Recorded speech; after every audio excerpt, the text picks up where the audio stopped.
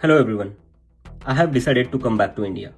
Yes, मैं अपने देश, अपने घर इंडिया वापस आ रहा हूँ एजुकेशन मिनिस्टर धर्मेंद्र प्रधान का रेजिग्नेशन मांगने के लिए।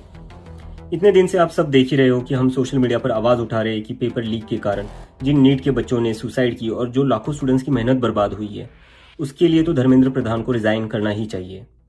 8 लाख बच्चों ने हमारी पिटीशन साइन की है। Crores of people have supported this demand on social media as well.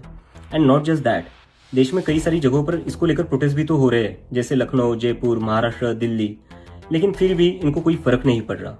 आज नीट के 22 लाख स्टूडेंट्स, सीबीएसई के 17 लाख स्टूडेंट्स, सीयूईटी के 16 लाख स्टूडेंट्स और एसएससी जीडी के 40 लाख स्टूडेंट्स, ऐसे 1 करोड़ से ज्यादा स्टूडेंट्स हैं जिनकी जिंदगी के साथ मजाक किया गया है सिस्टम द्वारा।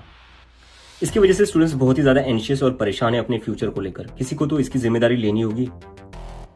इतने बड़े ब्लंडर के बाद भी अगर एजुकेशन मिनिस्टर रिजाइन नहीं करते तो इसका मतलब इस देश में अकाउंटेबिलिटी नाम की कोई चीज बची ही नहीं है। ऐसा लगता है कि सिस्टम जितनी चाहे उतनी गलतियां कर सकता है और उसके लिए कोई कॉन्सिक्वेंसेस है ही नहीं। सारे कॉन्सिक्वेंसेस स्टूडेंट्स के लिए है। ऐसा कब तक चलेगा?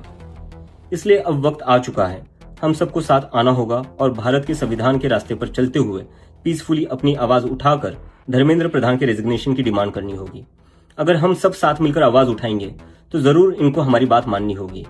मैंने डिसाइड किया है, मैं 6 जून सैटरडे सुबह दिल्ली आऊंगा। आप सब मुझे एयरपोर्ट पर मिलिए। हम सब मिलकर पार्लियामेंट स्ट्रीट पुलिस स्टेशन जाएंगे और वहां पर जंतर मंतर पर एक पीसफुल प्रोटेस्ट करने के लिए परमिशन मांगेंगे। इंडिया का कॉन्स्टिट्यूशन हमें राइट देता है कि गलत के खिलाफ हम पीसफुल तरीके से अपनी आवाज उठा सकते हैं।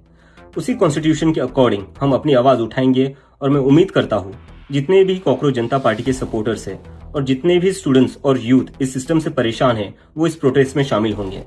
जिसको लगता है धर्मेंद्र प्रधान एजुकेशन मिनिस्टर जो है हमारे, उनको रिजाइन करना चाहिए, वो सभी लोग इस प्रोटेस्ट में शामिल हो जाए।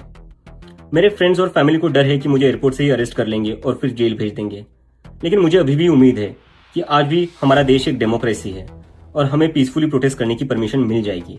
आई want to make it clear, I am a big admirer of Gandhi, Ambedkar, Bhagat Singh and Nehru, and I believe in the constitution of India more than anything else, जो हम सबको एक डेमोक्रेसी में अपनी आवाज रखने का राइट देता है। और रही बात जेल के डर की, हम कब तक डर कर जिएंगे यार? ये देश किसी एक पार्टी का थोड़ी ना है, ये देश तो हम सबका है। हमारे फ्यूचर का सवाल है, हमारे फ्यूचर बर्बाद हो रहा है और ये अब हम सबकी जिम्मेदारी है कि जब भी इस देश में किसी के साथ कुछ गलत हो तो हम सबको आवाज उठानी चाहिए in a very peaceful and democratic manner.